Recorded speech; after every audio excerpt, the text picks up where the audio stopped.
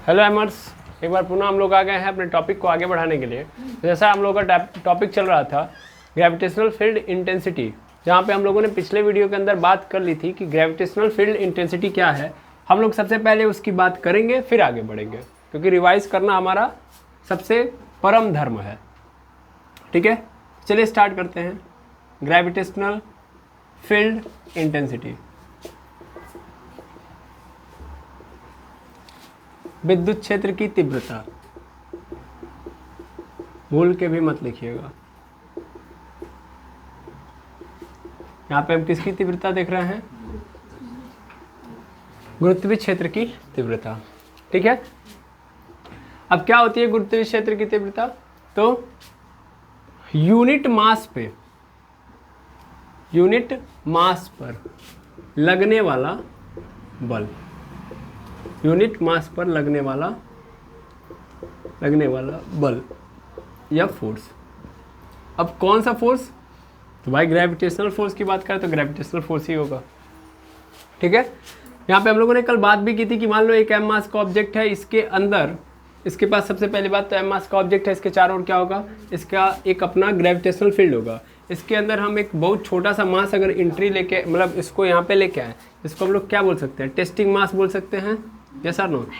Testing मास भी बोल सकते हो, चेक करने के लिए लेके आ रहे हो, या यूनिट मास बोल सकते हो। ठीक है ना, यानी बहुत छोटा सा मास है, very small. Okay, very small. ठीक है, इसको मैं क्या कर रहा हूँ? इसको मैं इस एम मास के ग्रेविटेशनल फील्ड में जब लेके आ रहा हूँ तो इस पर लगने वाला या इसको महसूस होने वाला जो गुरुत्वाकर्षण बल है, उसी को हम लोग क्या बोलते हैं? ग्रेविटेशनल फील्ड इंटेंसिटी, यानी गुरुत्वीय क्षेत्र की तीव्रता। इसको हम लोगों ने कल लिखा भी था, तो लिखा था तो कैसे लिखा था? F/m से लिखा था ना, यस और नो? F/m से। और ये समझा था भाई कि देखो ये जो इंटेंसिटी होती है वो जितना ही हम ऑब्जेक्ट के नज़दीक आते जाएंगे उतना ही बढ़ती जाएगी। ठीक है, बिल्कुल। अब अगर मैं ध्यान से देखूं तो कैसे इसको कैलकुलेट किया गया था? तो कैलकुलेट किया गया था, F का मतलब क्या होगा? F का मतलब होगा sir Km × m upon r square upon पूरे के नीचे m। ये m यहाँ पे आ जाएगा, यानी K नहीं है, सॉरी यहाँ पे कैपिटल G है, G है, कैपिटल G m × m, और यहाँ पे हो जाएगा m r स्क्वायर। ये कैंसिल आउट हो गया, क्या बच गया मेरे पास? Capital G m r square. और ये हमारा क्या आया था? ये एक्चुअल में देखिए मैंने इसको यहाँ पे G लिखा था, हाँ या ना? मैंने यहाँ पे G लिखा था, जबकि यहाँ पे G होता नहीं है। मेनली यहाँ पे होता क्या है, जब भी इंटेंसिटी हम रिप्रेजेंट करते हैं तो इसको E से रिप्रेजेंट करते हैं। किससे? E से।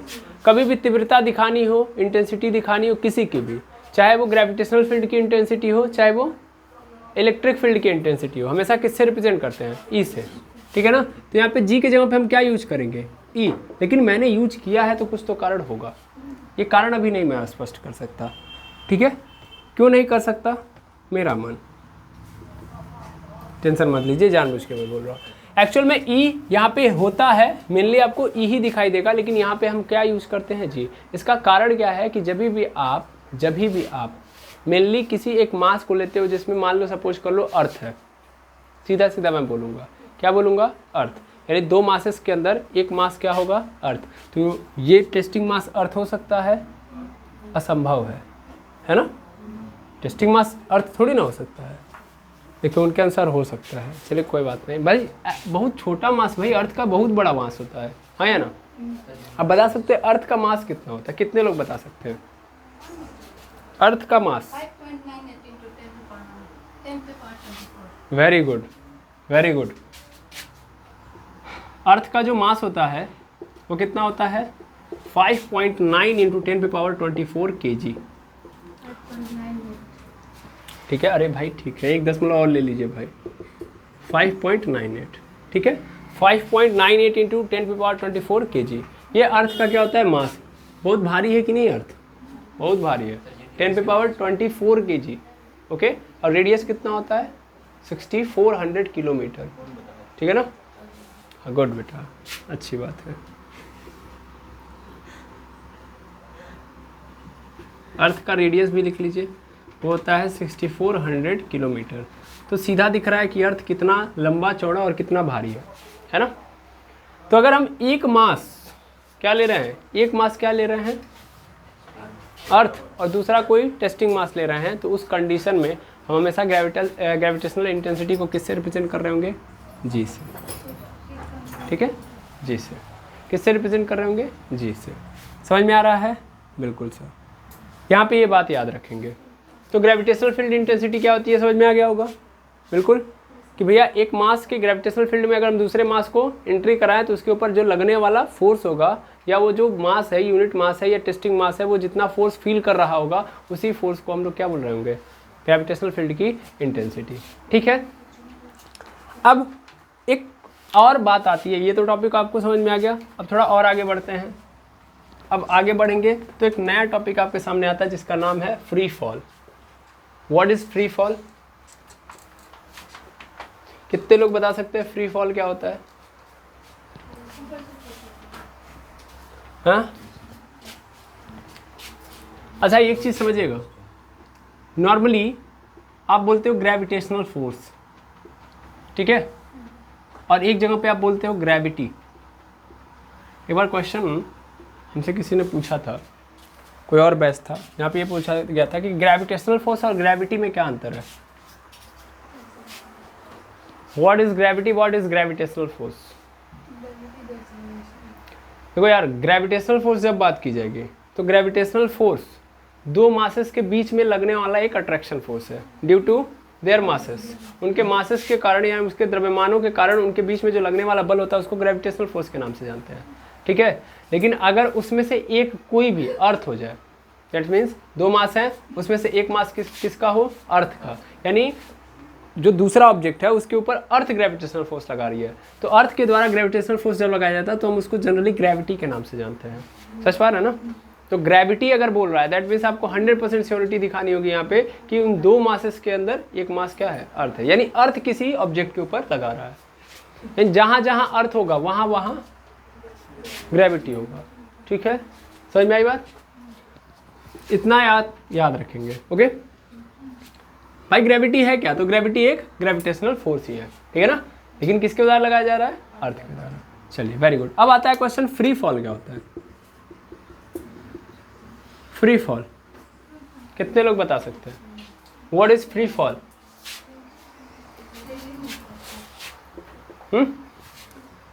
फ्री फॉल मतलब अपने आप स्वतः गिरना, कोई गिरा नहीं रहा है। समझ पा रहे हैं?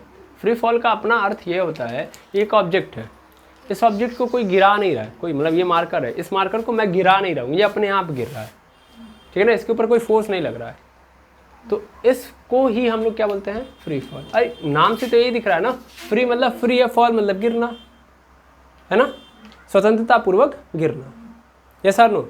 तो स्वतंत्रता पूर्वक स्वतंत्र है, स्वतंत्र का मतलब ही क्या होता है कि जब आप छोड़ दे रहे हो, यानी उसके ऊपर आप फोर्स नहीं लगा रहे हो, कोई और फोर्स नहीं लगा रहा है और वो अपने आप गिर रहा है, ठीक है ना, तो उस कंडीशन में हम उसको बोलेंगे फ्री फॉल। अपने अनुसार तो मैं यही समझूंगा, लेकिन मेनली आप जानते हो कि अर्थ पे कोई भी चीज गिरती क्यों है, ड्यू टू ग्रेविटी। अब मैं ग्रेविटी बोलूं, क्लियर है ना, तो ग्रेविटी के कारण गिरती है ना, तो ग्रेविटी के कारण ही गिरना संभव हो सकता है, यानी अगर कोई चीज अपने आप गिर रही है तो इसका मुख्य कारण है ग्रेविटी। देखिए अपने आप गिरा है, बिल्कुल नहीं, मैंने गिराया है, यस और नो, अपने आप गिरा है, मैं यहाँ पे पकड़ के फिर इसको छोड़ दे रहा हूँ, दैट मीन्स अभी अपने आप गिरा, लेकिन गिराने का प्रयास मैंने ही किया है, ठीक है। समझ पा रहे हैं? फ्री फॉल मीन्स अपने आप से गिरे, लेकिन यहाँ पे याद रखेंगे फ्री फॉल का कारण क्या है, ग्रेविटी। तो यार सीधा बोलो ना, ग्रेविटी के कारण अगर गिर रहा है कोई ऑब्जेक्ट तो उसको ही हम लोग क्या बोलेंगे, फ्री फॉल। कोई और ना गिराए या और कोई फैक्टर ना आए, उसकी हेल्प ना करे, जैसे एयर का फैक्टर, अगर वो गिराने में हेल्प कर रहा है या रोक रहा है, तो ऐसे कंडीशंस के लिए हम बोलेंगे ही नहीं कि ये फ्री फॉल है, क्योंकि वहाँ पे फैक्टर आ गया ना, वो जो रोकने का काम कर रहा है। मेरा हाथ आ गया, कोई मस्कुलर फोर्स जो उसको गिरा रहा है, वो गिर नहीं रहा, मैं गिरा रहा हूँ, तो अब मैं उसको बोलूँगा फ्री फॉल है, वो नहीं। अरे भाई ऐसे समझो,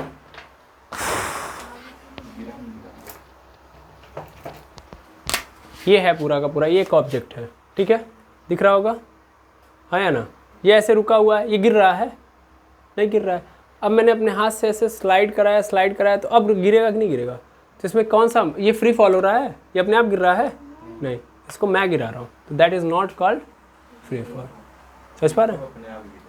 अपने आप जब भी ये क्या हो जाएगा, इसके ऊपर कोई फोर्स नहीं लग रहा है। समझ पा रहे हो?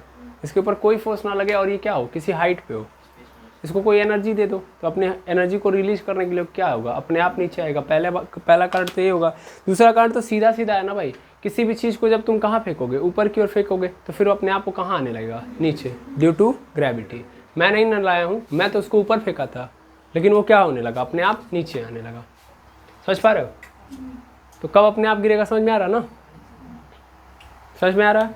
तो फ्री फॉल मतलब ग्रेविटी द्वारा अगर कोई ऑब्जेक्ट कहाँ आ रहा है, नीचे, कोई और नहीं आना चाहिए, याद रखेंगे। फ्री फॉल मतलब कोई और नहीं आना चाहिए। क्लियर है? हाँ, वेरी गुड। बारिश की बूंदे, बारिश की बूंदे भी फ्री फॉल हैं, हाँ या ना? बारिश की बूंदे फ्री फॉल ही है, तो है कि नहीं है? उनको मैंने गिराया था, किसी और ने गिराया था?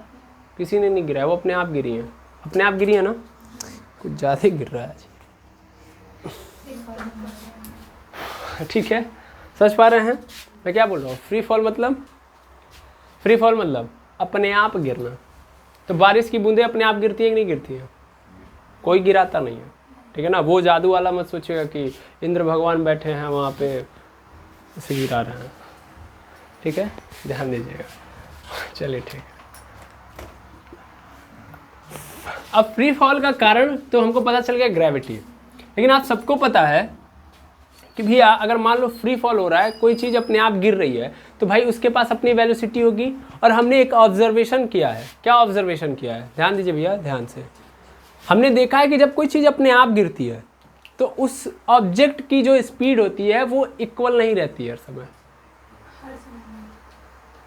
मतलब जिस स्पीड से, मान लो सपोज कर लो एक ऑब्जेक्ट गिर रहा है, तो जिस स्पीड से गिर रहा है उसी स्पीड से वो नीचे एकदम नहीं आता है। उसकी स्पीड निरंतर हम देखते हैं कि क्या होते रहती है, इंक्रीज होती है, चेंज होती रहती है। समझ पा रहे हैं? समझ पा रहे हैं? इसका मतलब कहीं ना कहीं एक्सीलरेशन भी है, यस और नो? तो 100% यहाँ पे एक्सीलरेशन तो आ रहा है। यानी फ्री फॉल के दौरान हमने देखा हुआ है कि एक्सीलरेशन आता है। मैं जो बोल रहा हूँ बात समझ पा रहे हैं? आप एक बॉल को फेंकोगे तो बॉल पहले यहाँ से जाएगा, फिर एक लेवल तक ऊपर जाएगा, ऊपर जाने के बाद रुक जाएगा। रुक जाने का मतलब वहाँ पे स्पीड इसकी क्या हो गई, 0। फिर धीरे धीरे बढ़ना स्टार्ट होगा और धीरे धीरे जब नीचे आएगा तो उसकी स्पीड बढ़ती ही जाएगी, बढ़ती ही जाएगी, बढ़ती ही जाएगी। यस और नो? अरे भाई खुद फील करो ना, इस मार्कर को मैं फेंकूंगा तो ये मार्कर कुछ ही स्पीड तक ऊपर गया ना, यहाँ से यहाँ तक आया, यहाँ के बाद इसकी स्पीड क्या हो गई, 0। और थोड़ा ध्यान से देखो, तुमने यहाँ से जब फेंका ना तो बहुत तेजी से गया था, लेकिन ऊपर आते आते स्लो हो गया है। स्लो होने के बाद 0 हुआ, फिर कहाँ चला गया, नीचे। क्या मेरी बात समझ पा रहे हैं? इसका मतलब क्या हो रहा है? इसका मतलब इसकी स्पीड, मैंने फेंका तो इसकी स्पीड घटी, फिर जब ये अपने आप गिर रहा है तो इसकी स्पीड बढ़ रही है। यानी फ्री फॉल के दौरान एक एक्सीलरेशन भी आ रहा है, हाँ या ना? हाँ या ना? यानी एक्सीलरेशन तो आ रहा है भाई। फ्री फॉल क्या नहीं है, यूनिफॉर्म नहीं है, नॉन यूनिफॉर्म मोशन है। Free fall is the non uniform motion, yes और नो? और जब जब इस दुनिया में, इस ब्रह्मांड में कौन सा मोशन होगा, नॉन यूनिफॉर्म मोशन, उसका कारण कौन होगा, एक्सीलरेशन। क्या और कोई कारण हो सकता है? हाँ, कोई और कारण हो ही नहीं सकता। फ्री फॉल मतलब अपने आप गिरे ग्रेविटी के द्वारा। देखो अपने आप, ग्रेविटी तो हर ऑब्जेक्ट पे लगी, इसलिए मैं बोल रहा हूँ अपने आप गिर रहा है, ठीक है ना? क्योंकि उसके पास मास है इसलिए वो गिर रहा है। अगर मास नहीं होता तो गिरता नहीं, गिरता। ठीक, अब मेरी बात ध्यान से समझेंगे। फ्री फॉल में हमने देखा एक्सीलरेशन आ रहा है, क्यों? क्योंकि free fall is the non uniform motion, और नॉन यूनिफॉर्म मोशन का कारण है एक्सीलरेशन, ठीक है? तो एक्सीलरेशन तो आएगा फ्री फॉल में। इतनी बात समझ में आ रही है? यानी अब मुझे ये पता करना पड़ेगा कि ये एक्सीलरेशन कितना आ रहा है। ये एक्सीलरेशन आ किसके कारण रहा है? फ्री फॉल के कारण। फ्री फॉल का कारण ग्रेविटी। तो एक्चुअल में एक्सीलरेशन किसके कारण आ रहा है? ग्रेविटी। अगर ग्रेविटी नहीं होती तो फ्री फॉल नहीं होता, फ्री फॉल नहीं होता तो एक्सीलरेशन नहीं होता। समझ पा रहे हैं? तो अगर कोई ऑब्जेक्ट धरती पे है और उसको हम फेंक रहे हैं तो फिर नीचे आता है, नीचे आता है तो एक्सीलरेटेड रहता है, तो ये एक्सीलरेशन किसके कारण आया है? ग्रेविटी के कारण। तो हमारा जो टॉपिक है वो क्या है? Acceleration due to gravity. Acceleration due to gravity. Start किया जाए, चलिए अब हम पढ़ने जा रहे हैं acceleration due to gravity.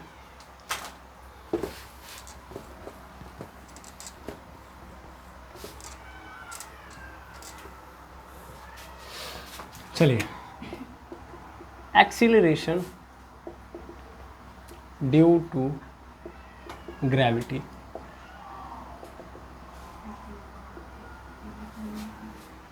Acceleration due to gravity 10 बार बोल चुका है एक ही बार। अब समझिएगा क्या होता है। ये रही मेरी अर्थ, सिर्फ मेरा नहीं है, हम सबका है, ठीक है। इसका मास me, me हमको पता है कितना होता है, ओके। ये इसका क्या है, सेंटर, me मतलब मास ऑफ अर्थ, और यहाँ पे कोई ऑब्जेक्ट रखा गया है, ठीक है, जिसका मास क्या है, नॉर्मल m है, ठीक है। अब ये अर्थ अपने सेंटर से एक फोर्स भेजेगी, फोर्स टेढ़ा हो गया,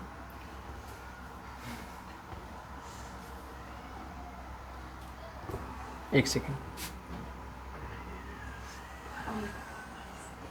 अभी एकदम सीधा है फोर्स, थोड़ा बहुत लड़खड़ाया है लेकिन पहुंच गया फोर्स, ठीक है। तो अर्थ के सेंटर से एक फोर्स निकला और कहाँ जाके मिल गया, इस m मास के ऑब्जेक्ट पे। ये तो सबको पता है ये होने वाला है ना, क्योंकि इसके पास भी मास है, इसके पास भी मास है, इस कारण ऐसा हुआ, ओके। अब समझना ध्यान से, देखो ये सेंटर है, मैं जो बता रहा हूँ वो जरूरी है समझना, ये सेंटर है, इस सेंटर से मैं इस सरफेस तक जब देखूंगा तो ये क्या होगा, ये r होगा, रेडियस होगा, क्योंकि अर्थ को मैं क्या मानता हूँ, गोल मानता हूँ, है ना। और ये सेंटर से इसके बाउंड्री तक मैं जाऊँगा तो क्या होती है, रेडियस होती है। तो ये सेंटर, इस सेंटर के यहाँ से यहाँ तक गया तो मैं क्या है, रेडियस है कि नहीं है। इस अर्थ का क्या, यहाँ से यहाँ तक ही तो केवल रेडियस होगा। अब मान लो इसके सरफेस तक मैं पहुँच गया, सरफेस तक पहुँचने का मतलब r दूरी चल गया इसके सेंटर से, r मतलब रेडियस। अब इसके ऊपर जा रहा हूँ तो इसका मतलब ये h हाइट होगा कि नहीं होगा, यानी इसके सरफेस से h हाइट ऊपर गया, समझ पा रहे हो। अब मैं अगर इन दोनों के बीच में फोर्स पता करूँ तो कितना आ रहा है, फोर्स पता करूँ तो पता चल जाएगा, बिल्कुल sir. F is equal to होता है capital G me into m upon, देखो दूरी कितनी है, r प्लस h, भाई पूरी दूरी इतनी है ना, इसके सेंटर से इसके सेंटर तक की दूरी कितनी है भाई, यहाँ से यहाँ तक r है और यहाँ से यहाँ तक h है, तो टोटल दूरी कितनी हो गई, r प्लस h, तो r प्लस h का होल स्क्वायर, ठीक है। ये मैं कहाँ से देख रहा हूँ, ग्रेविटी, देखो यही इसीलिए मैंने पहले ग्रेविटी डाल दिया, ग्रेविटी मतलब अर्थ, तुरंत माइंड में आ जाना चाहिए, ग्रेविटी मतलब अर्थ। अब देखो होगा क्या यहाँ पे होगा क्या कि F इज इक्वल टू ऐसे ही रहेगा कैपिटल G, जैसा कि आप देख पा रहे हो ME की बात किया है ना। तो इसमें छोड़ो, अभी उसमें हम दिमाग नहीं दौड़ाते हैं, थोड़ा सा हम यहाँ पे बात करते हैं, ME इंटू M ऐसे रहने देते हैं, यहाँ पे आते हैं, R प्लस H का स्क्वायर है, सॉरी R प्लस H का होल स्क्वायर है, यस और नो। तो R प्लस H का होल स्क्वायर अगर मैं लूँगा तो कितना होगा, हर R square plus H square plus 2 into R into H, होगा कि नहीं होगा, यस और नो, होता है 2 इंटू R इंटू H, समझ पा रहे हो। अब थोड़ा ध्यान से समझो, ये R की वैल्यू कितनी है, हमको पता है कि अर्थ का जो रेडियस होता है, यानी यहाँ पे मैं लिख सकता हूँ, नीचे लिखता हूँ मैं, radius of earth, radius of earth कितना होता है, अर्थ कितना होता है, R is equal to 6400 kilometre, ठीक है, ओके। चलिए आगे देखेंगे हम लोग। तो मेरे पास कहानी क्या बनी, यहाँ तक आई कि रेडियस ऑफ अर्थ इतना है। वैसे आप गूगल करोगे तो आपको मिलेगा 6371 किलोमीटर, ठीक है। लेकिन ले देखे चूँकि हमारी पृथ्वी हर जगह गोल तो है नहीं, है वो समझ में, इसलिए हम लोगों ने अप्रॉक्स कितना ले लिया है, 6400 किलोमीटर, ठीक है। अब आप जानते हो कि यहाँ पे अर्थ के सरफेस से, खुद सोचो ना यार कि अर्थ की का खुद का जो रेडियस है वो कितना है, 6400 है, ओके। और इसके ऊपर आप कितनी हाइट पे जा रहे हो, खुद देखो, तो हाइट बहुत छोटी ही होगी, इसके कंपैरिजन में तो बहुत छोटा होगा ना, इसके कंपैरिजन में बहुत छोटा होगा।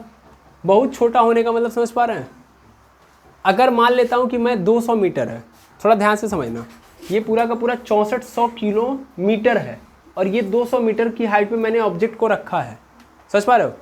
तो किलोमीटर के रिस्पेक्ट में 200 मीटर छोटा है और यहाँ पे 6400 किलोमीटर, यहाँ पे 200 मीटर है, इसके आगे तो कुछ भी नहीं है ना, लगभग क्या है, 0 के बराबर है, तो ऐसे कंडीशंस में ध्यान से समझना, जब हमारी हाइट बहुत छोटी होती है, जब रेडियस के अलॉन्ग, मतलब रेडियस बहुत बड़ा और हाइट क्या होती है छोटी, तो उस कंडीशन में हम क्या बोलते हैं, हाइट को क्या कर देते हैं, नेगलेक्ट कर देते हैं। समझ पा रहे हो?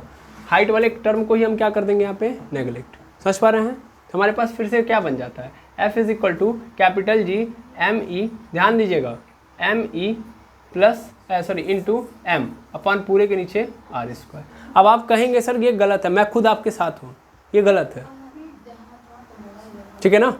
मैं ऐसा नहीं कर रहा हूँ कि ये सही है, आपको नॉर्मली जो फॉर्मूला दिखाई देगा वो ऐसे ही नज़र आएगा। समझ पा रहे हैं? इसका कारण क्या है कि हाइट को बड़ा ज़्यादा आप कम ले रहेंगे।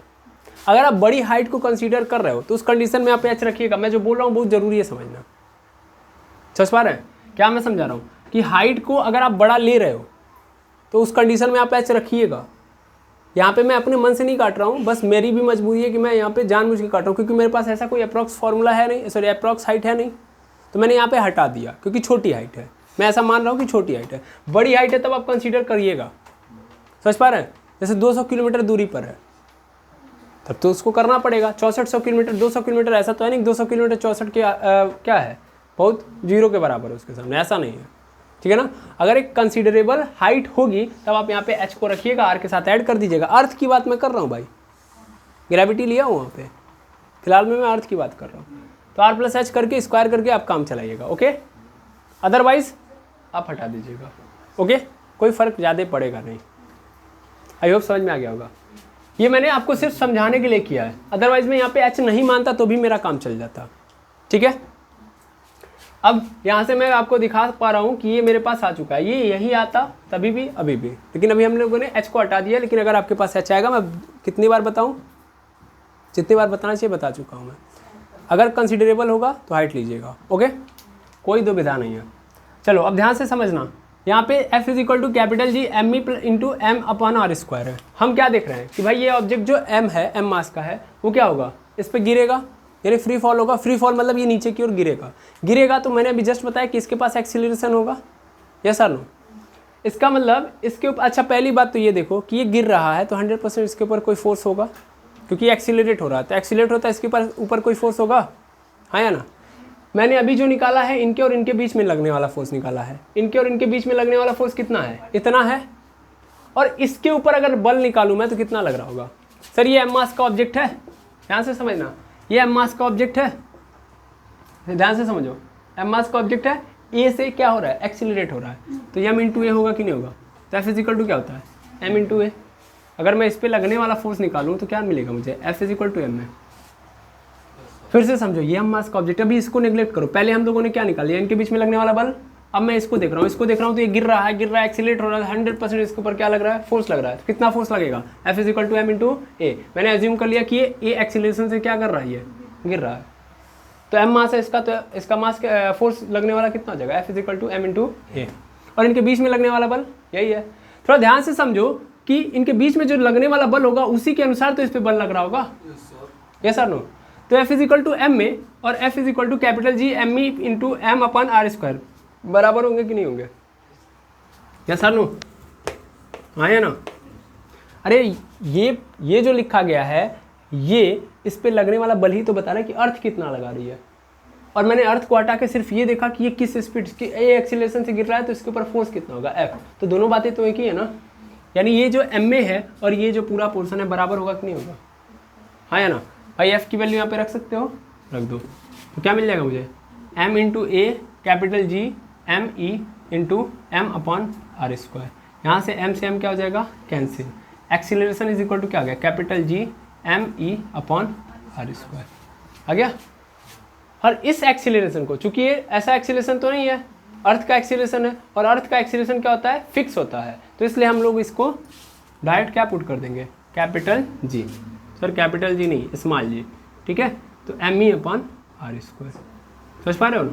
क्योंकि अर्थ चेंज नहीं होने वाला। अब क्यों मैंने इसको यहाँ पे एक फिक्स दे दिया, कांस्टेंट दे दिया, मतलब इसके लिए हम लोगों ने क्या ले दिया, g। ये g किसके लिए है, ग्रेविटेशनल एक्सेलरेशन के लिए, ठीक है ना? कि जब भी कोई ऑब्जेक्ट किस फोर्स से गिर रहा है, ग्रेविटेशनल फोर्स के कारण गिर रहा है, तो उस दौरान उस ऑब्जेक्ट के ऊपर जो लगने वाला एक्सीलरेशन होगा वो कितना होगा स्मॉल जी, और इस स्मॉल जी को निकालूंगा कैसे मैं, तो कैपिटल जी m/r²। चूंकि ये m अभी अर्थ के लिए मैंने लिया, यहाँ पे मैंने किसको लिया अर्थ को, मैं अर्थ को हटा दूँ दूसरा ले लूँ प्लानेट, तो उसका मास मैं रखूँगा, है ना, मास चेंज कर सकता हूँ मैं, बस मुझे पता चल जाएगा कितनी ग्रेविटी है। आई होप समझ में आ गया होगा। तो अब इसके बारे में डिटेल हम नेक्स्ट वीडियो के अंदर देख रहे होंगे, ठीक है। आज मैं इतने पे ही डन करता हूँ, मिलता हूँ नेक्स्ट वीडियो में, जहाँ पे हम लोग बारी बारी कई सारे प्लानेट के अंदर या कई सारे प्लानेट पे लगने वाला एक्सीलरेशन चेक कर रहे होंगे और अच्छे से फील के साथ। ओके, तो मिलते हैं नेक्स्ट वीडियो के अंदर। Thank you very much एमर्स।